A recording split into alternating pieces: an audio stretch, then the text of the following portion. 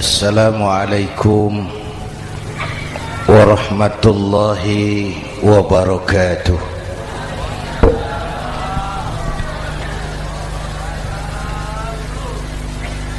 Alhamdulillahi wa kafa, wassalatu wassalamu ala sayyidina Muhammadin al-Mustafa wa ala alihi wa ashabihi ahli sidqi wal wafa, amma ba'd. Para ulama, para habaib, para masyayikh yang saya muliakan, yang terhormat Bapak Kapolres dan Bapak Dandim, Sahibul Bait, segenap keluarga besar Pondok Pesantren Raudhatul Muta'allimin Al-Aziziyah, bapak-bapak, ibu-ibu, hadirin hadirat ma'asyiral muslimin yang saya cintai. Saya bersyukur dapat menghadiri haflah Maulidin Nabiil Karim, dan saya bangga dan terharu dengan keberadaan Pondok Pesantren Raudhatul Muta'allimin Al-Aziziyah ini. Sekarang ini banyak orang bisa memberi contoh, tapi sedikit orang bisa menjadi contoh. Memberi contoh itu mudah, tapi menjadi contoh itu yang sulit.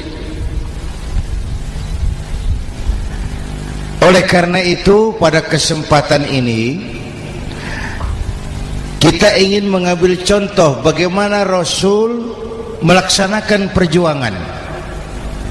Apa modal utamanya? Saya sampaikan 3 sajalah, mudah-mudahan selesai 10 menit. Yang pertama, modal utama perjuangan baginda Rasul adalah akhlakul karimah. Memperbaiki akhlak dengan akhlak. Oleh karena itu, surah Madu sudah selesai. Dari dan ke Madura jadi lebih mudah. Bahkan Madura akan jadi daerah industri. Tetapi yang kita ingin, Madura tetaplah Madura. Akhlak tidak boleh berubah. Zaman boleh berubah, akhlak tidak. Masa boleh berganti, tapi keyakinan tidak boleh mati. Nah, soalnya adalah kepada siapa kita harus berakhlak? Kita itu kan harus berakhlak kepada 2. Kita harus berakhlak pertama kepada Allah. Ini yang terpenting.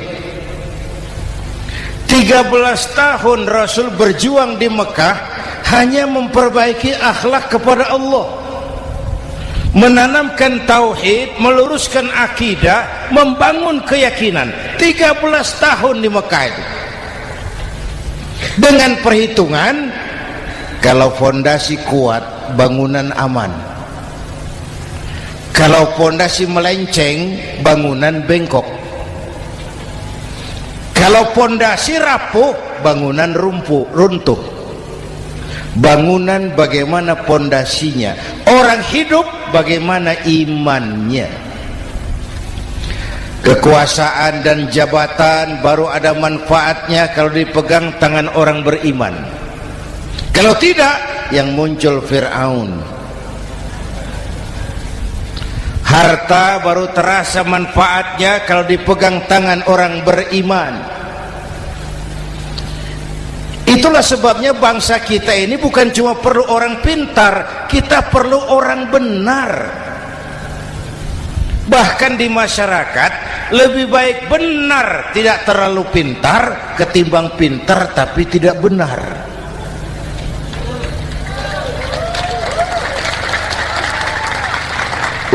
Kalau sudah pintar tidak benar rusak rakyat itu Pak. Disuruh ngurus beras malah nimbun beras, ya. Disuruh ngurus laut jadi bajak laut. Disuruh ngurus hukum bikin hukum seperti pisau, tajam ke bawah tumpul ke atas. Kalau yang kecil salah hukum cepat-cepat ditegakkan, yang besar salah diam pura-pura tidak mengerti. Itu yang melukai rasa keadilan.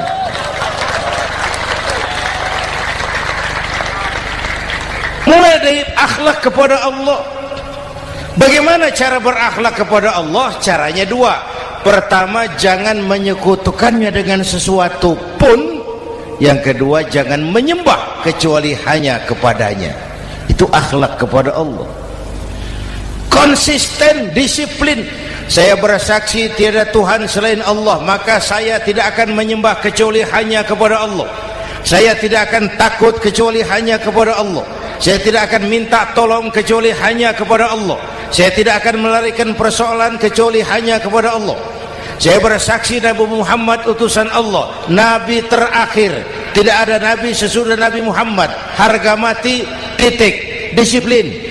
Ada yang mengaku jadi Nabi, wajib tidak percaya. Disiplin. Sekarang ini kan bangsa kita disiplinnya lemah.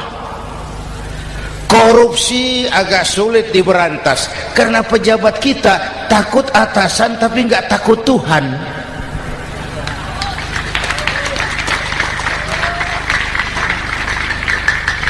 Itu sama dengan anak muda naik sepeda motor ngebut, lampu merah jalan terus, di stop sama polisi. Break. Iya Pak. Minggir. Siap. SIM ada Pak. SNK ada Pak. Tahu kau lampunya merah? Tahu Pak. Kenapa lewat terus? Saya nggak tahu ada bapak. Itu disiplin kita. Tenang benar jawabnya, kayak orang nggak salah itu.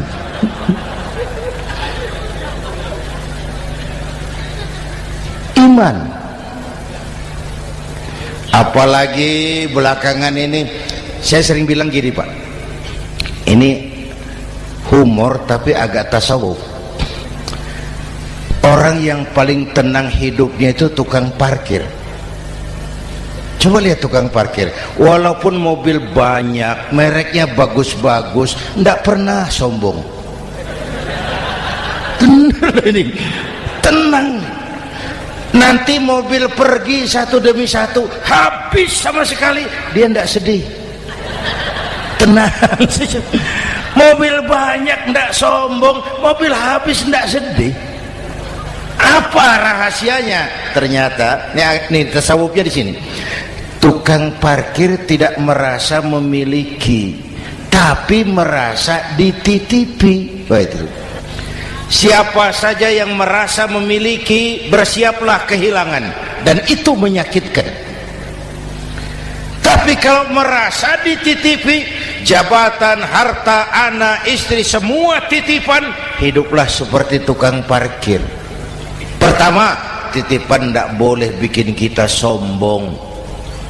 Dititipi kok sombong, tidak pantas ya. Pak Zainuddin titip mobil ya, silakan. Yang punya mobil pergi, saya petatang peteteng. Tidak pantas dititipi kok sombong. Ada orang dititipi jabatan oleh Allah sombong. Dititipi sombong. Ada enggak pejabat sombong? Ada, namanya Fir'aun. Itu pejabat-pejabat sombong anak buah Fir'aun semua. Dititipi harta oleh Allah jadi orang kaya, sombong sama tetangga, tidak mau kenal orang lain, kecil semua, jalan tidak injak tanah. kuntilanak. Yang kedua penting, titipan harus dijaga baik-baik. Kalau tidak, yang nitip marah. Yang nitip marah. Pak, titip sepeda motor, silakan. Waktu diambil sepeda motor, kaca spion pecah, knalpot hilang, bemper hancur. Marah enggak yang nitip? Marah. Saya kan titip, kenapa enggak dijaga baik-baik? Dititipi harta oleh Allah jadi orang kaya supaya bangun pesantren, bela yatim, santuni yang lemah. Pelitnya 17 setan. Yang nitip marah. Dititipi jabatan oleh Allah isinya korupsi saja, yang nitip marah. Nah, saya mau kasih lihat sekarang. Allah titip Indonesia. Allah titip Indonesia. Hai rakyat, ini Indonesia, aku titip, kata Allah. Sebentar, ada meja mau naik. Silakan, Mas. Iklan. Ya, terima kasih. Jangan disangka kalau disediakan air teh pidatonya jadi lama. Dekorasi ini kok. Sampai mana tadi? Hai rakyat, ini Indonesia, aku titip, kata Allah. Ini negara besar dan kaya. Titipan ini ditebus dengan keringat, air mata, darah, dan nyawa.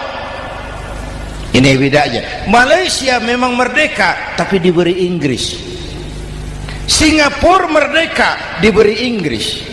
Indonesia merdeka, keringat, air mata, darah, dan nyawa. Ini negara aku titip, kata Allah. Ini negara besar dan kaya. Buminya subur. Di atas perut buminya segala tanaman hidup. Di bawah perut buminya ada gas, minyak, batu bara. Lautnya kaya, hutannya kaya. Kekayaan negeri ini harus digunakan bagi sebesar-besar kemakmuran rakyat. Itu amanat konstitusi. Disalahgunakan, dikorupsi, yang nitip marah. Yang nitip marah. Kalau dia marah, dia suruh makhluknya yang lain negur. Siapa? Merapi, Bromo, anak Krakatau. Itu Merapi demo, Pak. Kalau kita rakyat demo, anak buahnya Pak Danres turun. Tapi kalau Merapi demo, siapa yang mau ngatasi? Mbah Marijan. Selesai. Sekarang Mbah Marijan sudah kumpul sama Mbah Surip di alam barzah, dia sudah ketemu dia. Kata Mbah Surip, tenang Mbah Marijan, tak gendong, aman sudah. Aman sudah. Saya mau bilang Merapi itu makhluk, Krakatau itu makhluk, Bromo itu makhluk. Tidak mungkin makhluk bergerak dengan sendirinya, pastilah ada yang menggerakkan. Maka baik-baiklah sama yang bikin angin supaya bertiupnya sesuai keperluan. Baik-baik dengan yang bikin air supaya datangnya sesuai kebutuhan. Baik-baik sama yang bikin gunung supaya meletusnya pelan-pelan.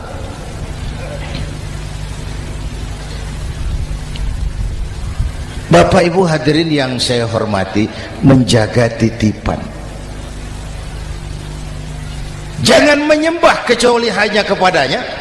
Jangan menyekutukannya dengan sesuatu pun. Ayo, saya ngobrol kita. Bapak Ibu hadirin yang hadir di sini ini, kita ini semua hamba Allah apa bukan? Hamba Allah. Kata siapa? Kata kita. Kalau kata kita, namanya ngaku. Ngaku itu boleh dan murah. Apa diakui? Kita belum tahu. Ya, kan baru kata kita itu. Dan tidak otomatis kalau kita bilang saya ini hambamu ya Allah, lalu Allah jawab iya ya. Tidak, wong itu kan kata kita. Saya hamba Allah, kata saya. Berapa banyak orang perbuatannya, ucapannya berkata saya hamba Allah, perbuatannya menyatakan dia hamba setan, hamba nafsu, hamba dunia, budak jabatan. Tidak sesuai ucapan dengan perbuatan.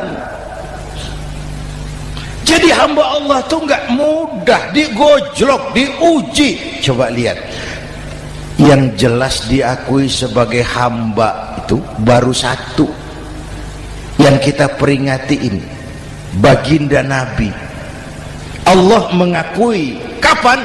Waktu menceritakan Isra dan Mi'raj. Apa yang dipakai kalimat? Subhanallazi asra bi'abdih. Maha suci Allah yang telah menjalankan hambanya. Hambanya. Muhammad itu hambaku, aku jalankan dia. Allah mengakui. Kapan kalimat ini turun? Setelah Nabi digojlok, ditempa, digembleng, diuji, difitnah, dicaci maki, dilontari kotoran unta, sahabat-sahabatnya dibantai. Lolos, Muhammad betul-betul hambaku. Ayo Isra Muhammad. Subhanallazi asra bi'abdi, hambaku. Jadi kalau mau jadi hamba Allah ya diuji, digojlok, digembleng. Nah, mari kita lihat kehambaan baginda Nabi. Orang yang paling bersih hatinya Rasulullah. Orang yang paling baik akhlaknya Rasulullah. Orang yang dosanya sudah mendapat jaminan ampun Rasulullah. Tapi Rasulullah kalau sholat malam bengkak kakinya karena rajin sujud. Hati bersih, akhlak terbaik, dosa sudah diampuni. Tapi kalau sholat malam kakinya bengkak karena rajin sujud. Saya tahu di sini juga banyak yang kakinya bengkak. Cuma urusannya apa, itu urusan masing-masing.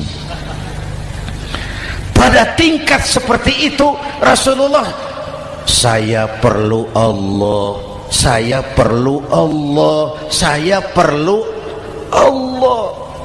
Yang 100 tahun kita bangun selesai oleh gempa 3 menit. Ya, yang 100 tahun kita bangun ternyata selesai oleh gempa 3 menit. Kita perlu Allah, kita perlu Allah. Makanya musibah itu kan kalau menimpa orang baik-baik namanya ujian.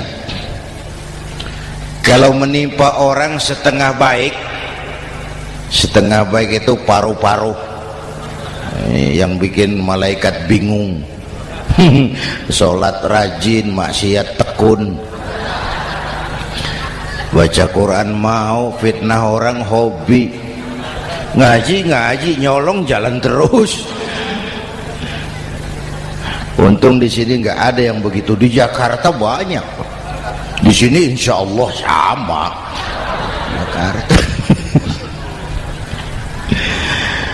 Orang separuh-separuh seperti itu kalau dapat musibah itu namanya teguran, bukan ujian.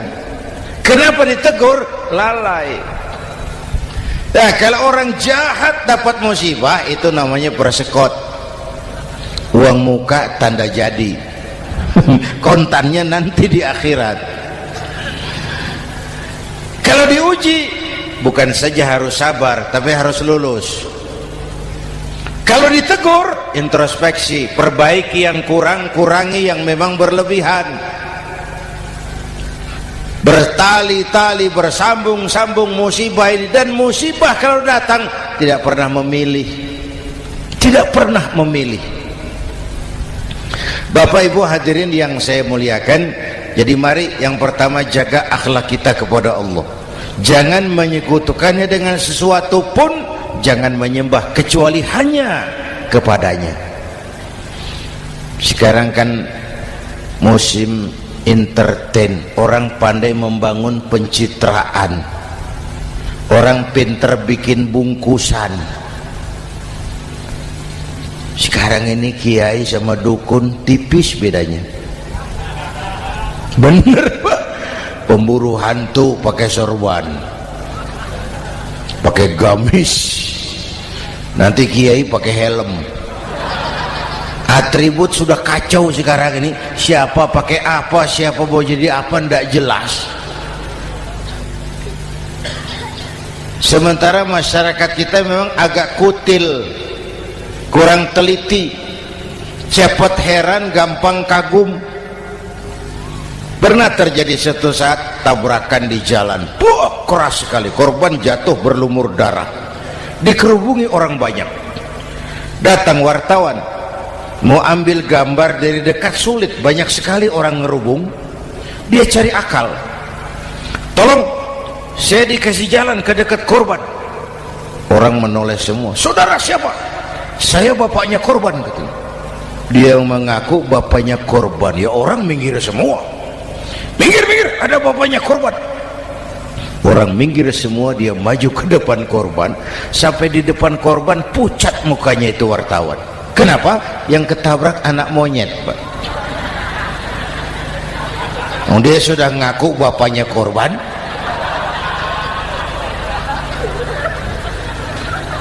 Ini cerita pendek tapi pesannya dalam. Kalau belum kenal benar jangan cepat-cepat ngakui. Ya, rakyat harus cerdas sekarang ini. Emas pasti kuning, benar itu? Apa semua yang kuning pasti emas? udah cerdas lah itu, itu. Hati-hati, ini jangan pencitraan. Orang pandai bikin bungkusan. Oleh karena itu kita juga harus punya filter supaya tidak hanyut oleh kedangkalan-kedangkalan pencitraan itu. Satu itu akhlak kepada Allah. Yang kedua, kepada siapa kita berakhlak? Kepada sesama manusia. Kepada sesama manusia itu siapa? Pertama, sesama muslim. Malam ini saya hadir di sini, saya tidak merasa tamu. Saya hanya keluarga di tengah keluarganya. Bahwa saya lahir di Jakarta itu sih kebetulan. Saya enggak pesan.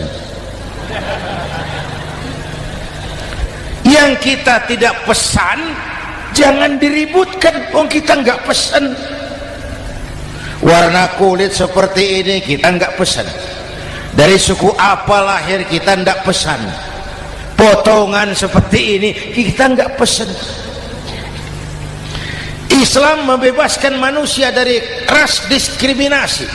Pada waktu yang bersamaan Islam mengangkat harkat, derajat, martabat kaum wanita. Ini kasihan dari tadi nggak diajak ngomong nih. Pada waktu yang bersamaan Islam mengangkat harkat, derajat, martabat kaum wanita. Ibu-ibu mestinya lebih terima kasih sama Rasulullah.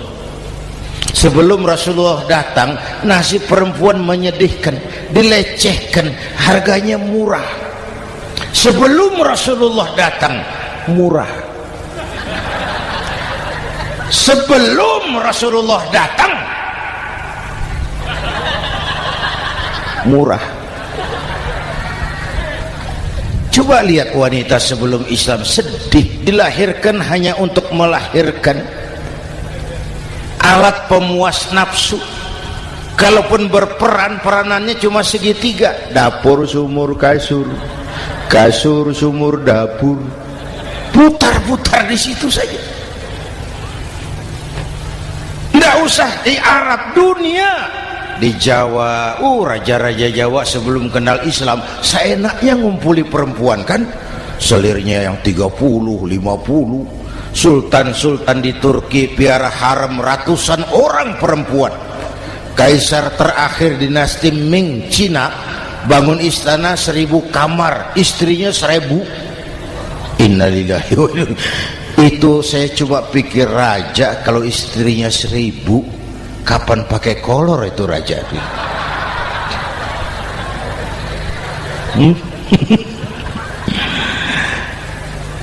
Rasulullah datang terenyuh, an-nisa imadul bilad, perempuan jangan diperlakukan begitu, perempuan tiang negara, kalau baik perempuan baik negara, kalau rusak perempuan hancur negara. Waktu ditanya, ya Rasul, siapa yang paling harus saya taati di dunia? Ibumu. Setelah itu siapa lagi? Ibumu. Setelah itu siapa lagi? Ibumu. Setelah itu siapa lagi? Bapakmu. Menghargai perempuan, ibumu, ibumu, ibumu, bapakmu. Ibu 3 kali disebut, bapak 1 kali, ibu 3 kali, bapak 1 kali, ibu 3, bapak 1 bapak. Gimana sih ngitungnya jadi kerok begini? Salah ngitungnya, salah.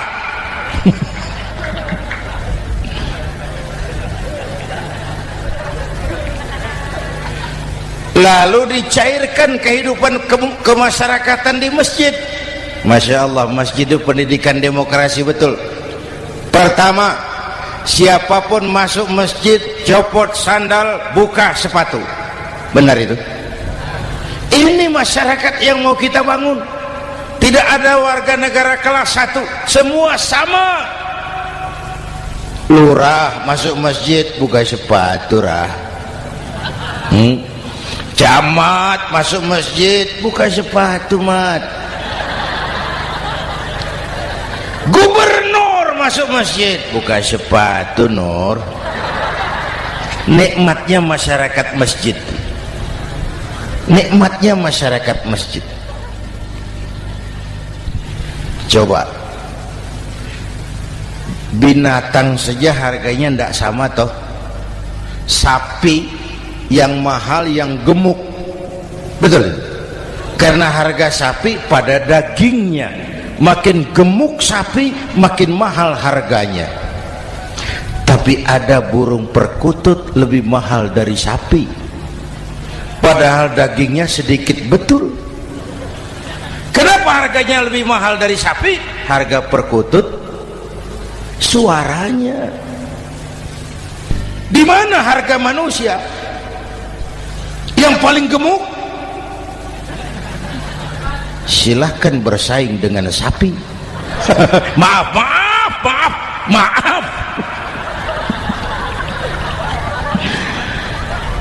Inna akramakum indallah atqakum.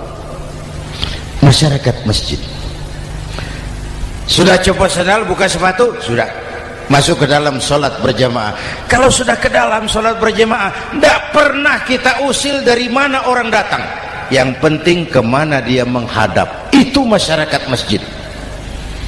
Dari mana kamu? Dari kidul, Pak, madhab ngulon. Kamu dari mana? Dari lor, Pak, madhab ngulon. Kamu dari mana? Dari kulon, madhab ngulon juga. Ini kan konsep Bhinneka Tunggal Ika. Dari manapun orang datang, apapun warna kulitnya, dari suku apapun ia dilahirkan, kalau akidahnya sama, itu saudara kita. Lalu sholat berjamaah. Apa itu? Hidup bermasyarakat, berbangsa dan bernegara. Harus ada imam, harus ada makmum. Kenapa? Ini saya harus agak hati-hati, pakai sarung angin ini. Apa tadi ngomong apa saya? Sholat berjamaah, bermasyarakat, berbangsa dan bernegara. Ada imam, ada makmum. Siapa makmum? Kita ini rakyat. Siapa imam? Para pemimpin negara. Apa bedanya? Imam harus dipilih, makmum nggak usah. Coba baca kitab fikih yang setebal apapun, nggak ada bab pemilihan makmum. Nggak usah, makmum nggak usah dipilih. Orang buta boleh jadi makmum, orang bisu boleh jadi makmum, tukang mabuk boleh jadi makmum, tapi tidak tiap orang boleh jadi imam. Imam harus dipilih. Siapa yang jadi imam? Pertama, a'lamuhum, orang yang paling alim di kampungmu angkat jadi imam. Yang paling alim, bukan yang paling tua. Yang paling alim, tahu urusan, punya konsep, punya visi dan misi, mengerti negara ini mesti dibawa kemana, jalan keluarnya apa, angkat jadi imam. Pak, ada dua orang Pak, alimnya sama, yang mana yang dipilih? Kalau ada dua orang alimnya sama, kata Nabi, afsahuhum, yang lebih fasih lidahnya. Apa artinya fasih? Nyambung sama rakyat, tahu apa yang dimaui rakyat, nyambung. Tidak sah orang fasih bermakmum kepada imam cedal.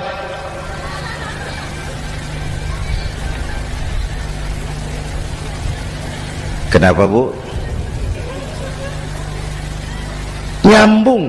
Capek kalau punya imam gak nyambung sama makmum. Makanya kalau sudah jadi imam, pesan Nabi apa? Idza amma ahadukumun nasa falyukhaffif. Kalau kamu jadi imam, ringankan sholat kamu, jangan terlalu panjang. Itu makmum tidak sama kekuatannya. Ada yang tua renta, diri saja sudah gemetar. Ada makmum yang punya darah tinggi, kalau sujud lama kepalanya sakit. Ada makmum yang sudah janji habis sholat mau terima uang.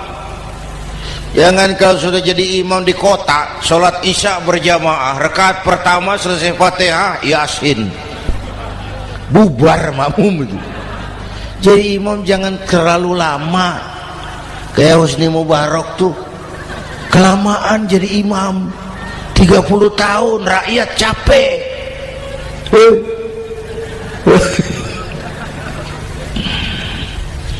Bapak Ibu hadirin yang saya hormati, nah masyarakat Islam ini loyal, taat, setia. Kapan? Kalau imamnya benar.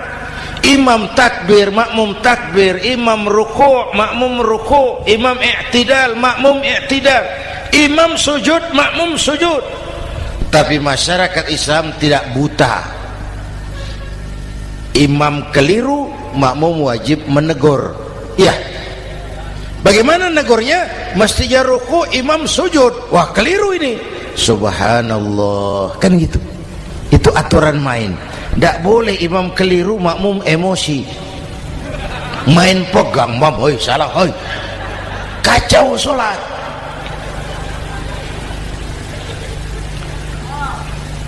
Imam buang angin,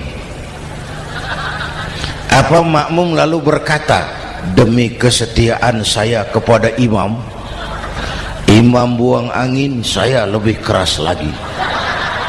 Goblok. Iyyaka na'budu wa iyyaka nasta'in. Sampai situ imam buang angin, minggir. Tidak usah ribut. Yang di belakang satu orang maju ke depan, lanjutkan pekerjaan imam. Yang penting imam tahu diri, buang angin, minggir. Ini negara rusak karena imam sudah buang angin. Tenang aja, kayak orang nggak salah gitu loh.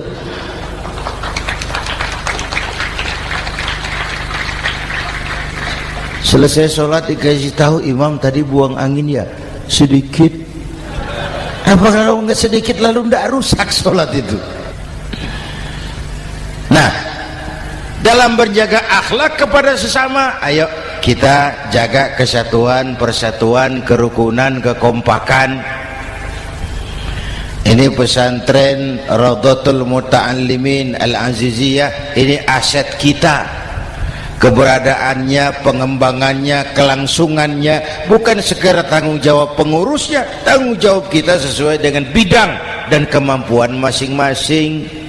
Yang punya jabatan bantu dengan wewenangnya, yang punya harta bantu dengan uangnya, yang punya tenaga bantu dengan tenaganya, yang bisa doa bantu dengan doanya, yang tidak bisa apa-apa bantu dengan diam.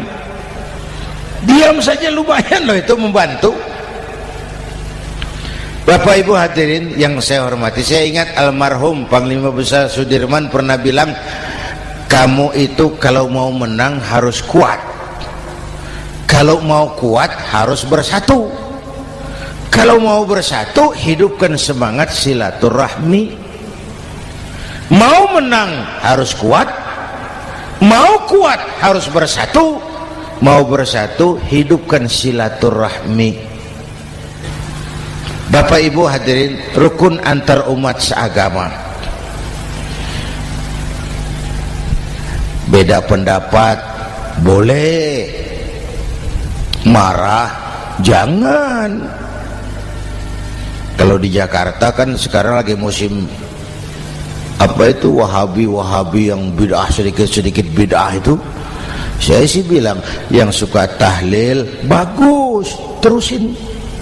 Yang nggak suka tahlil nggak apa-apa, tapi jangan mencaci maki yang suka tahlil. Orang yang mabuk masih banyak kok yang tahlil dicaci maki. Kita nih seperti orang kurang kerjaan. Waktu guru saya Hadratul Mukarram Ki Haji Dr. Idham Khalid wafat, saya ajak orang baca Fatihah. Selesai, saya lagi duduk di belakang, seorang pengusaha nemui saya, Kiai, kenapa? Saya coba ingin kepastian. Apa? Orang yang sudah mati dibacakan Fatihah itu, apa pahalanya sampai? Saya bilang gini, Mas, kamu kalau nggak percaya mati aja dulu. Saya bacain Fatihah, tunggu di sono. Kalau nggak nyampe balik lagi nggak apa-apa.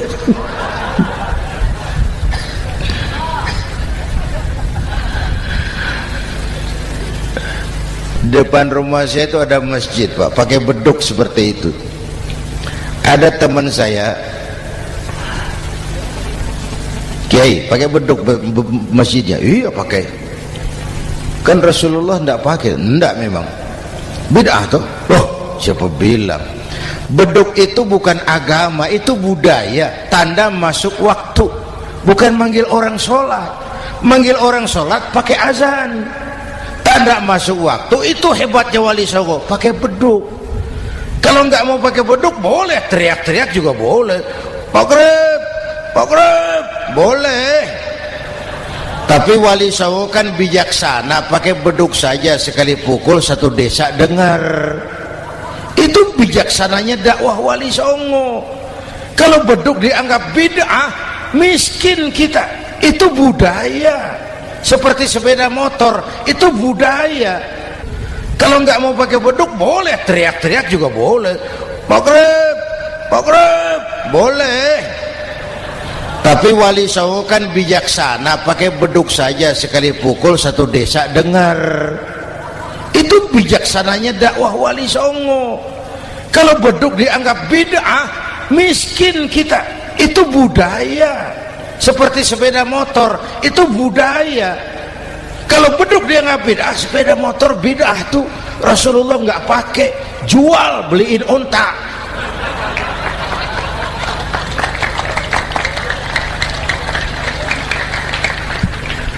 Ayo cari persamaan, jangan memperbesar perbedaan. Hormati pendapat orang kalau pendapat kita juga ingin dihormati. Kasus Ahmadiyah meledak lagi di Cikesik, Banten. Lalu pendekar-pendekar HAM menganggap itu tirani, mengganggu kebebasan beragama. Dia lupa bahwa Ahmadiyah masalahnya bukan kebebasan beragama, tapi penodaan terhadap agama. Kalau kebebasan beragama sih umat Islam welcome. Orang mau Hindu, mau Buddha, mau Kristen bebas memilih agamanya masing-masing. Tapi ini kan Ahmadiyah lain, ngakunya Islam tapi ada nabi lagi sesudah Nabi Muhammad, namanya Mirza Ghulam Ahmad, asal dari India.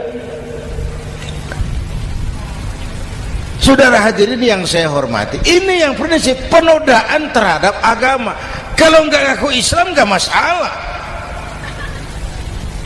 Supaya mau aman caranya cuma dua, Ahmadiyah jadi agama sendiri, karena Malaysia sudah melarang, Brunei sudah, Rabitoh Alam Islami menyatakan aliran sesat, Saudi Arabia melarang pengikut Ahmadiyah pergi bikin haji, dia dianggap non muslim. Cuma memang pemerintah kita nggak tegas. Kalau dari dulu dinyatakan dilarang, nggak akan ada lagi kasus-kasus seperti itu.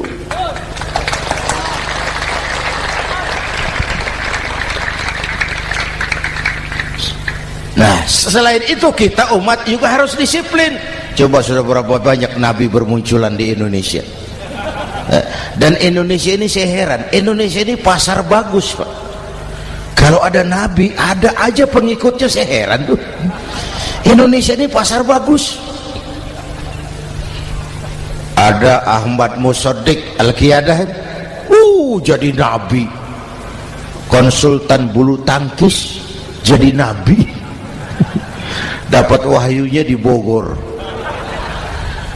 ditangkap polisi 4 tahun.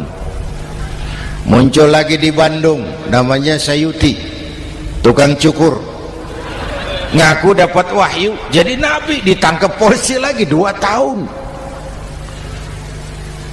Di Malang Ustadz Roy, ya sebenarnya petinju, dia masuk Islam, mu'alaf, belajar Islam tidak pakai guru, diutak-atik ayat Quran. Sholat kita harus mengerti artinya, maka sholat boleh pakai bahasa masing-masing. Ramai masjid, 2 tahun penjara. Di Jakarta muncul lagi Lia Edan, ngaku Jibril, ditangkap juga oleh polisi. Kita salut sama polisi kita lah, bukan cuma teroris, Jibril ditangkap Pak Kapolres. Saya bilang sama teman-teman polisi, untung dia ngaku Jibril, Pak. Coba kalau dia ngaku Israel, lebih gawat itu.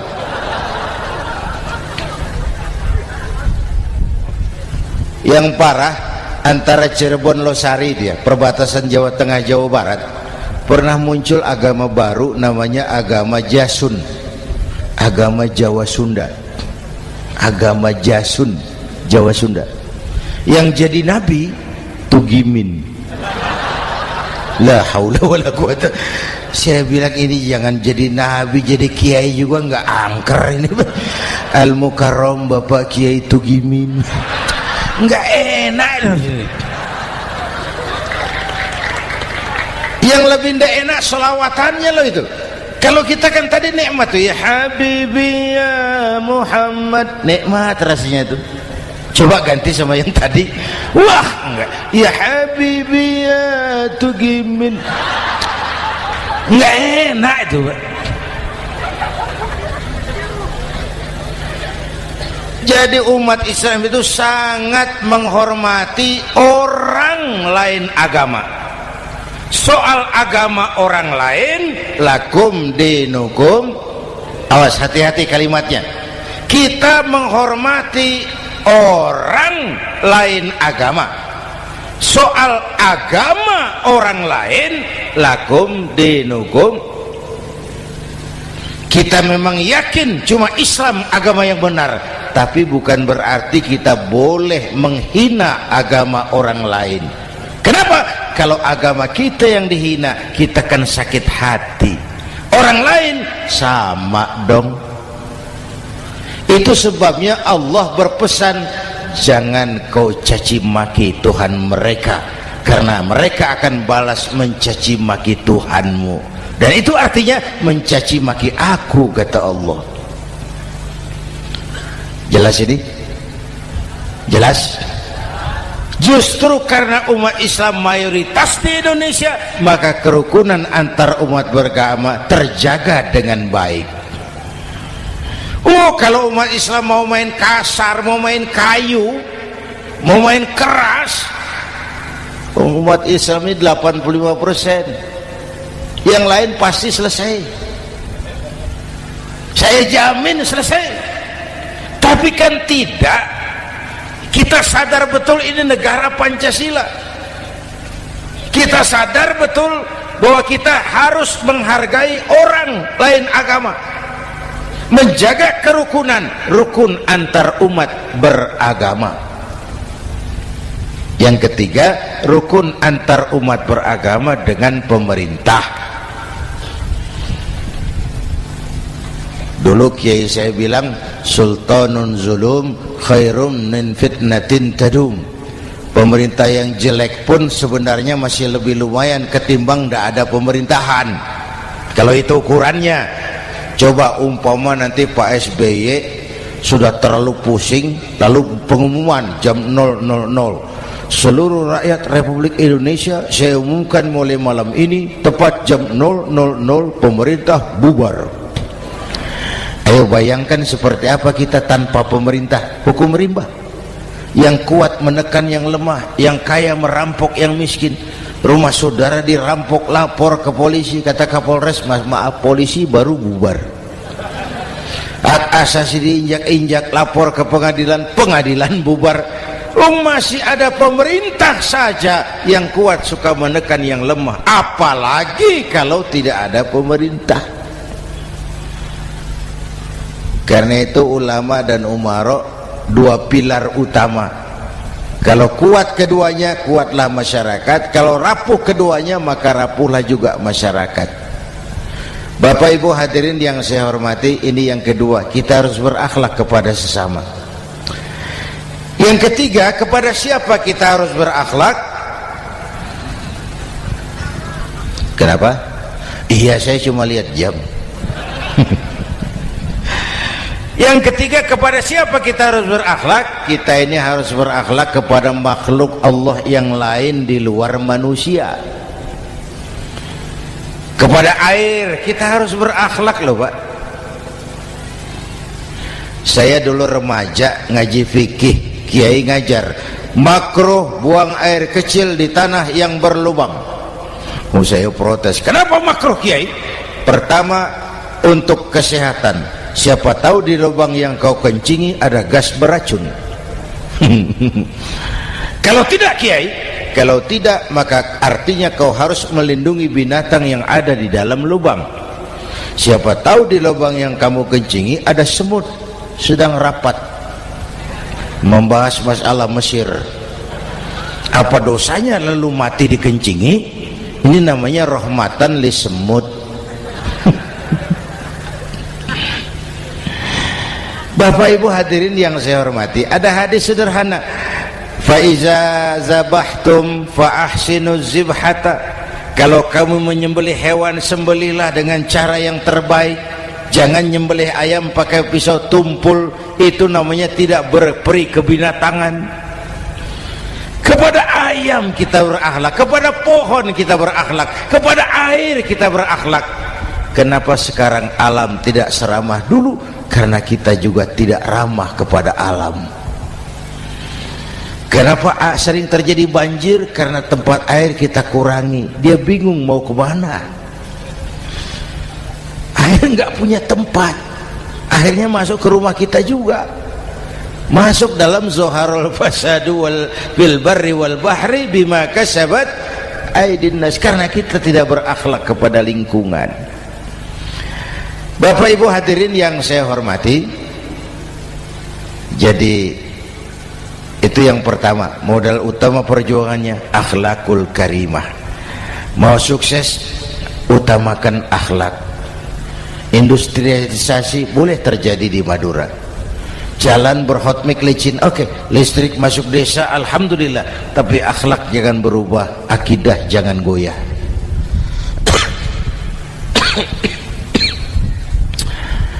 Teknologi tidak bahaya, yang bahaya orang yang menggunakannya. Wayang itu yang namanya cepot, itu bisa selawat badar kalau yang megang Anom Suroto. Cepot bisa selawat badar kalau yang megang Anom Suroto. wayang bagaimana dalangnya, teknologi bagaimana orang yang menggunakannya. Satu.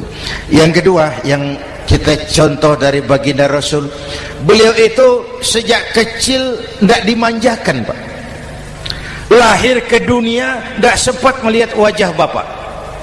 Umur 6 tahun ditinggal ibu. Umur 9 tahun ngembala kambing, berniaga ke Syam. Syam itu Syria sekarang. Umur 9 tahun bisnis lintas negara dari Saudi ke Syria. Remaja tidak dimanjakan, kerja keras, peras keringat, banting tulang, tidak ada pekerjaan halal yang hina. Lahir pribadi yang tegar, mental yang tahan banting, manusia yang tidak cengeng karena sejak kecil ditempa oleh kesulitan. Jadi gini, orang itu kalau biasa susah, ketemu susah, tidak kaget, Pak. Mentalnya kuat. Saya santri biasa makan kangkung, datang ke rumah teman dikasih kangkung, loh makanan saya ini, dikasih daging ayam, nambah. Orang tuh kalau biasa susah enak. Saya santri biasa tidur di masjid, disuruh nginep di hotel, pules, Pak. Tapi yang biasa tidur di hotel suruh nginep di masjid, encok. Hidup ini perjuangan, mau sukses harus berani susah. Jangan seperti dulu di cerita santri, ada santri beternak lebah, ambil madunya itu. Satu hari dia mau periksa sarang lebah, naik ke pohon pakai tangga, pakai sarung biasanya santri.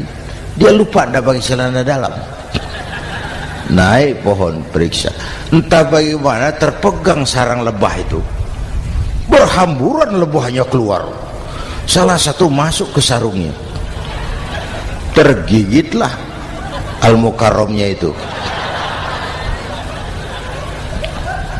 Dia menjerit, aduh, jatuh berguling ke bawah. Sudah lama jatuh, dia buka sarungnya, dia lihat bengkak. Karena bengkak kan jadi besar, senang juga dia. Dia berdoa, ya Allah, hilangkan sakitnya, biarlah bengkaknya. Ini kan, ini doa orang nggak konsekuen. Bengkak dan sakit itu paket. Mau bengkak ya harus berani sakit. Masa sakitnya bengkaknya mau, sakitnya nggak mau. Itu satu itu. Yang kedua, kita ini sering kalau punya cita-cita sering seperti rapat tikus. Satu hari sekelompok tikus rapat paripurna tikus untuk mengantisipasi bahaya kucing. Bagaimana supaya kucing itu jangan lagi mengganggu kita? Akhirnya ada yang mengusulkan begini, bagaimana kalau di leher kucing kita gantungkan lonceng, supaya kalau dia datang dari jauh suaranya sudah kedengaran dan kita bisa lari menyelamatkan diri. Wah, cerdas tuh. Setuju, setuju semua. Setuju, setuju, setuju. Bagus. Nah, oke. Waktu pembicaraan dilanjutkan, tikus mana yang mau menggantungkan lonceng ke leher kucing?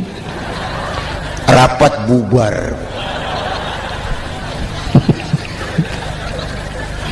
Setuju, akur. Iya, iya. Waktu kerja selesai. Bapak Ibu hadirin yang saya hormati, terutama anak-anak saya, para santri, remaja, pemuda. Hidup ini persaingan. Bapakmu tamat SD, nak, kau sarjana. Bapakmu cuma jadi RT, nak, kau camat. Bapakmu tukang tambal ban, kau harus punya pabrik ban. Anak saya pertama dulu, saya titip mondok di Tebu Ireng. Tahun pertama pulang saya kontrol, sini kau, apa hasilmu setahun di pesantren? dia sodorkan saya sebuah piagam penghargaan juara lomba pidato di pondoknya. Saya heran, ini anak di rumah jarang ngomong, kok bisa jadi juara pidato? Saya tanya, kamu bisa pidato, apa yang dipidatoin? Dia bilang, kan kaset ayah dihafalin gitu. Ya saya ketawa juga, waktu itu dia masih anak-anak. Baiklah, tapi apa cita-citamu? Saya kepengen seperti ayah. Wah, kau ini salah. Kalau aku ayahmu di matamu, menurutmu hebat, mestinya kau 10, 100, 1000 kali lebih hebat dari orang-orang yang kau anggap hebat. Karena tantanganmu akan lebih berat dari tantangan yang aku hadapi sekarang. Kalau kau sama dengan aku, kau ditinggalkan zaman karena kau tidak mampu menjawab tantangan zamanmu. Bapak Ibu hadirin yang saya hormati, persaingan tajam, tantangan makin berat. Oleh karena itu diperlukan semangat yang dicontohkan Nabi. Kerja keras, peras keringat, banting tulang. Tidak ada pekerjaan halal yang hina. Sejak kecil ditempa oleh kesulitan. Asal jangan seperti saya tadi ngobrol sama teman-teman, sekarang ini di negara kita banyak politisi miskin negarawan. Pejabat-pejabat kadang-kadang kalau ngelihat rakyat tuh komentarnya nggak berpihak kepada rakyat. Saya ingat waktu Mentawai dihantam gempa, Nias hancur, infrastruktur hancur, rumah rakyat luluh lantak.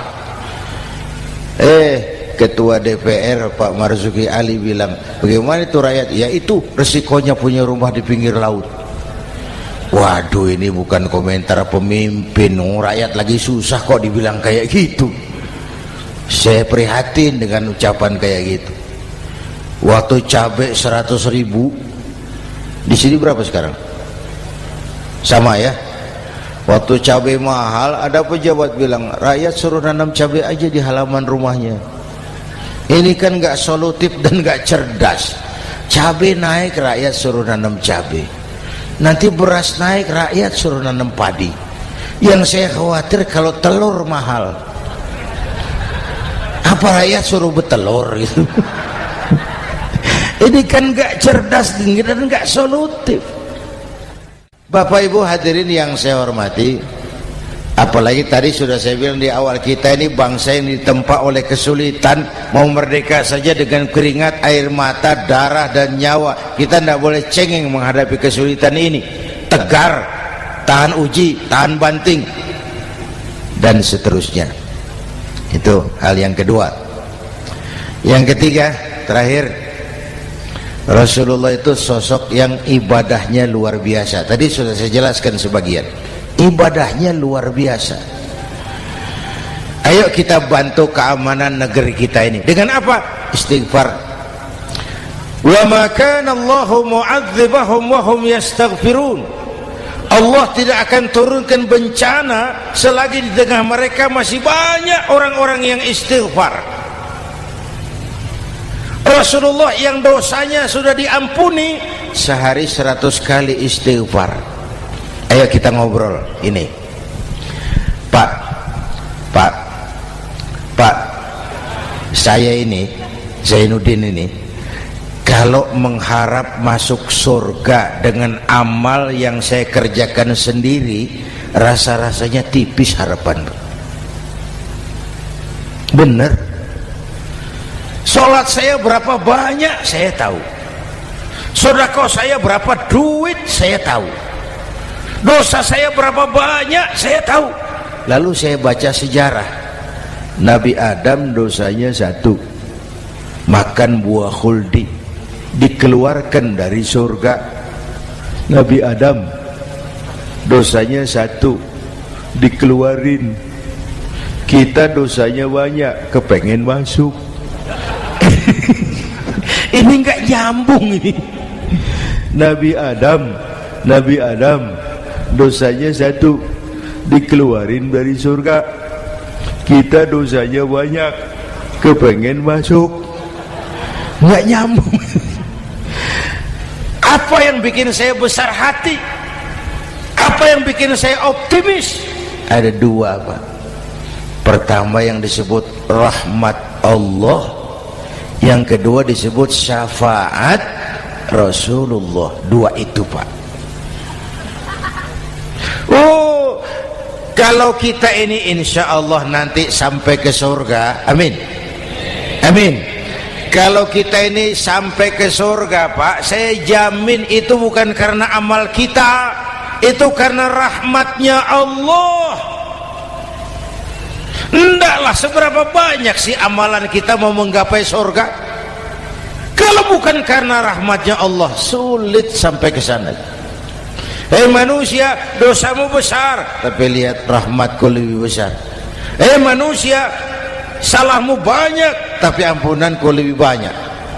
Kau nangis di hadapanku, aku senyum melihatmu. Kau berjalan menujuku, aku berlari menyambutmu. Istighfarnya sehari 100. Lalu ada hadis qudsi, inni la ahammu bi'adzabi ibadi. Kadang-kadang aku pengen turunkan azab, bencana kepada manusia, tapi ketika aku melihat 3 perkara, murkaku surut, bencana aku tarik kembali. Coba perhatikan hadis kursi ini. Allah mau marah hendak jadi, bencana ditarik, musibah diangkat. Kenapa? Ada yang meredam murka Allah. Allah enggak jadi marah. Siapa? Pertama, suyukhan rukka. Aku lihat orang-orang tua tengah malam sujud sambil berlinang air mata, nangis di hadapan Allah. Itu kita hutang jasa loh, Pak, sama orang-orang yang tengah malam sujud nangis di hadapan Allah. Lihat yang begitu Allah tidak jadi marah.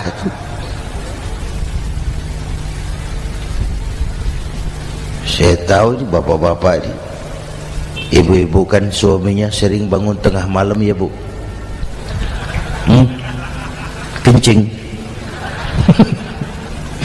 Bikin bingung malaikat. Sudah mau ditulis tahajud, kencing doang. Kata malaikat, sialan, hampir salah tulis.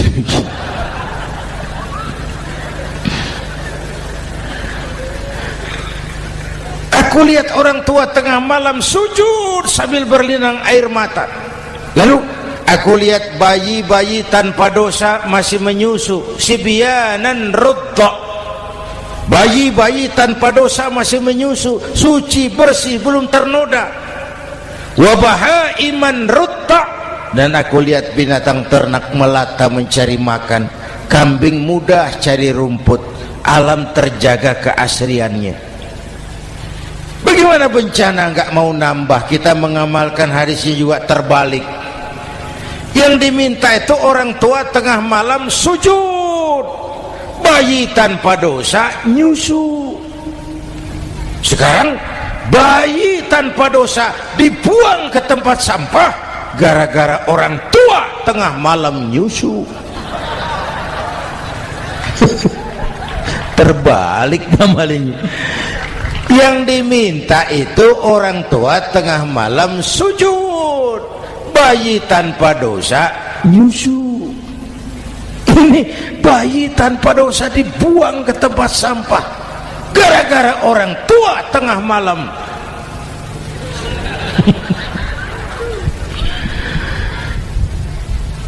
Bapak Ibu hadirin yang saya hormati, rahmat Allah kita perlu. Yang kedua, syafaat Rasulullah. Mari saya cerita syafaat sedikit. Ini sudah jam 00:05 ya. Ini kalau hitungan Indonesia ini sudah ganti hari, Pak. Jadi inilah ceramah terpanjang di dunia. Bayangkan saya pidato dari hari Selasa sampai hari Rabu.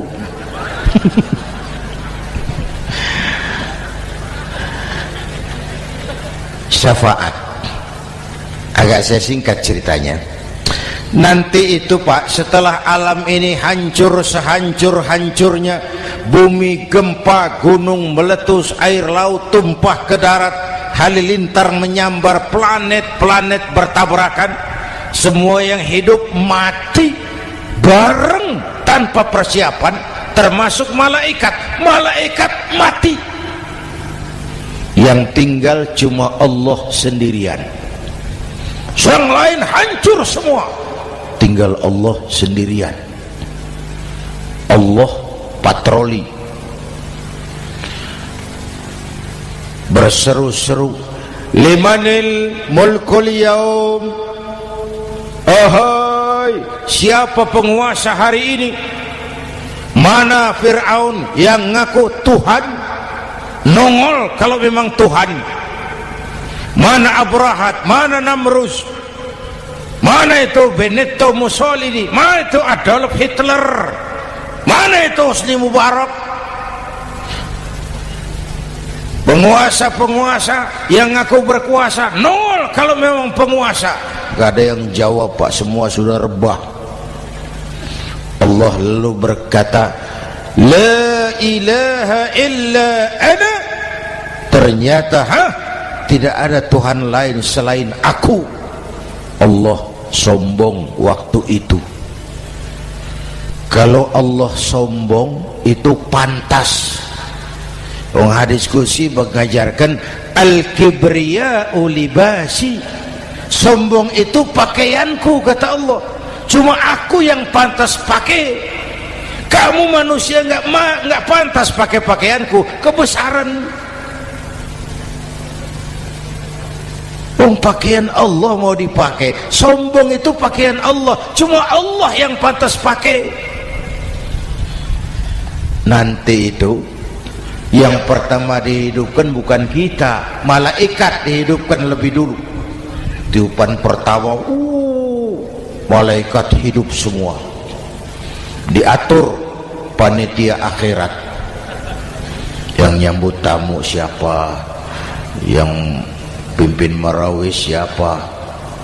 Malik, siap, sediakan neraka. Aku mau bakar itu bajingan tengik yang waktu di dunia nggak mau sujud, jauh dari ulama, tinggal di masyarakat jadi biang kerok, sama yatim kejam. Sediakan neraka. Baik, Ridwan, iya, sediakan surga. Aku mau balas hamba-hambaku yang waktu di dunia rajin sujud, dekat dan cinta kepada ulama, santun kepada yatim, suka menolong orang yang memerlukan pertolongan. Baik, Jibril, Mikail, iya, ke surga. Untuk apa ya Rabb? Ambil kendaraan bernama Buraq, turun ke alam, cari di mana kubur kekasihku Muhammad, bangunkan dari kuburnya, bawa ke surga. Turun Jibril dan Mikail, cari kubur Nabi. Wong alam sudah hancur-hancuran, jangan cari kuburan, cari bangkalan aja nggak ketemu. Bingung dua-dua. Jibril, sebelah mana kubur Nabi? Nggak tahu Mikail. Lalu dua-duanya sujud mohon pertolongan Allah. Dengan izin Allah terbuka kubur Nabi. Allahumma sholli alaihi wa ala alihi. Bangun dari tidur seperti orang bangun dari kubur seperti orang bangun tidur. Nabi mengusap mata, menoleh ke kanan Jibril, menoleh ke kiri Mikail. Lalu tanya, ayu yaumin hadza ya Jibril? Ini hari apa Jibril? Ini hari apa? Hadza ma wa'ada ar-Rahman. Ini hari yang dijanjikan Allah Muhammad. Ini kiamat. Kiamat Jibril? Kiamat. Jibril, kalau memang ini hari kiamat, aina ummati? Umat saya mana Jibril? Umat saya mana? Allah Karim. Belum pernah saya lihat di dunia ada satu pemimpin yang begini besar cintanya kepada umatnya seperti baginda Rasul. Dari dunia sampai akhirat beliau cinta kita. Dari dunia sampai akhirat beliau bela kita. Bangun dari kubur, tahu hari sudah kiamat, yang pertama ditanya, aina ummati? Umat saya mana Jibril? Kita yang ditanya. Kalau saya yang pertama dibangkitkan dari kubur, lain pertanyaannya. Ini hari apa Jibril? Kiamat Zainuddin. Oh, bini saya mana Jibril? Nabi enggak tanya Khadijah wala Fatimah wala Aisyah, aina ummati, umat saya mana Jibril? Umatmu? Iya. Kau manusia pertama yang dibangunkan dari kubur. Yang lain masih dikubur. Oh. Lalu kita ke surga Muhammad. Perintah Allah, perintah Allah. Sampai di surga seperti orang tidak betah Nabi itu, resah, gelisah, mondar mandir, mukanya murung. Yang punya surga kan negur, Muhammad, labbaik ya Rabb. Tidak enak di surga ya? Enak. Kok kamu seperti orang nggak kerasan gitu loh, resah, gelisah. Kenapa? Saya teringat umat saya ya Allah. Umat saya bagaimana nasibnya? Iya, saya sudah enak di DPR. Salah. Saya sudah enak di surga, gaji cukup, kursi empuk, dapat mobil dinas. Nggak. Umat saya yang waktu kampanye kepanasan itu gimana nasibnya tuh?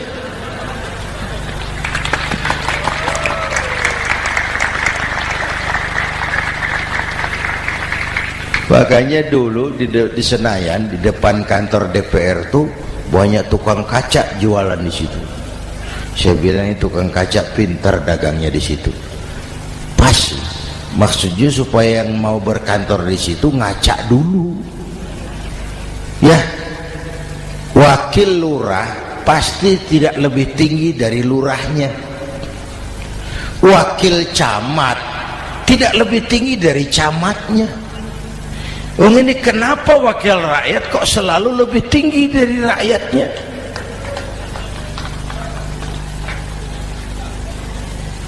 Kan yang memberikan mandat kita rakyat. Kemerdekaan bertujuan mengantarkan rakyat ke gerbang kesejahteraan. Lalu rakyat mempercayai tugas itu kepada pemerintah dan wakilnya di DPR. Saya percayakan kamu mengantarkan rakyat ke gerbang kesejahteraan. Itu amanat Undang-Undang Dasar. Biasanya